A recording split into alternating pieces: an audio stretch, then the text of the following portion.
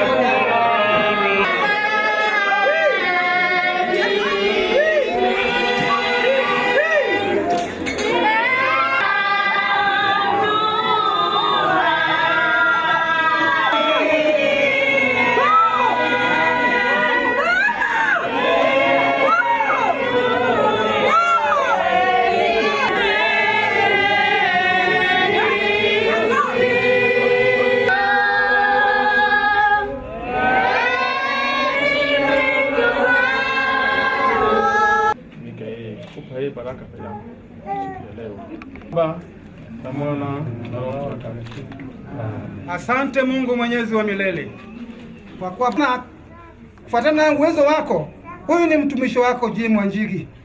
Ikiwa ni furaha yako Bwana, na ikiwa ni matakwa yako Bwana, umpe kiti cha uongozi, kwani kile kitu ambacho umesema ni kweli, inakuwa kweli. Election is a growth point. This election, we have never had so many people not participate in an election. In the history of multipartyism, this is the largest number that has not participated in an election, which means something is wrong. Because democracy is participation of as many of our flock in this country as possible.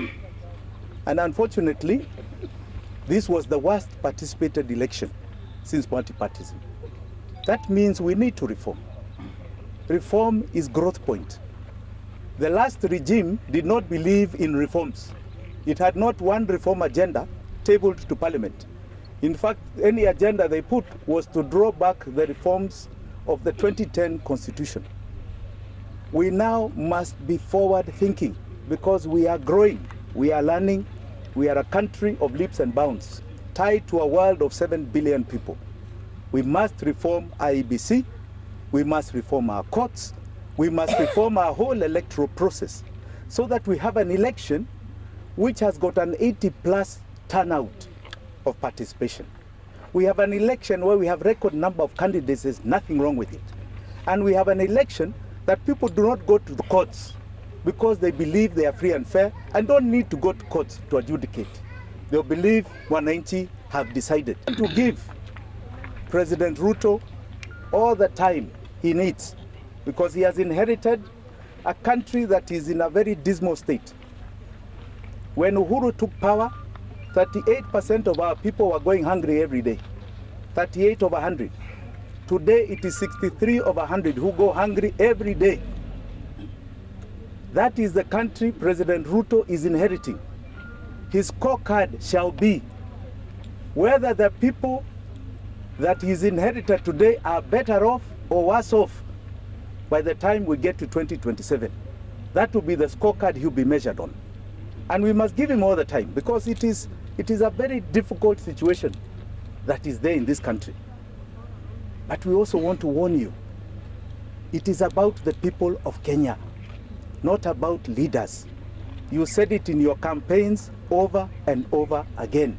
Of your people there, their relatives are there in large numbers. Their family members in large numbers. In large numbers. Their cronies and KYMs, they're in large numbers. We have a lot of political failures ambao wanataka kuingia civil service, wakae nje. There is enough time and enough personnel in Kenya to get those posts, even in the current civil service. Why are you going there? Unaanguka kwa siasa alafu unajaribu kuwa PS. Hapana. We must ask you and urge you, do not be held hostage by those around you in the governance of 51 million Kenyans. It starts now, and we are watching.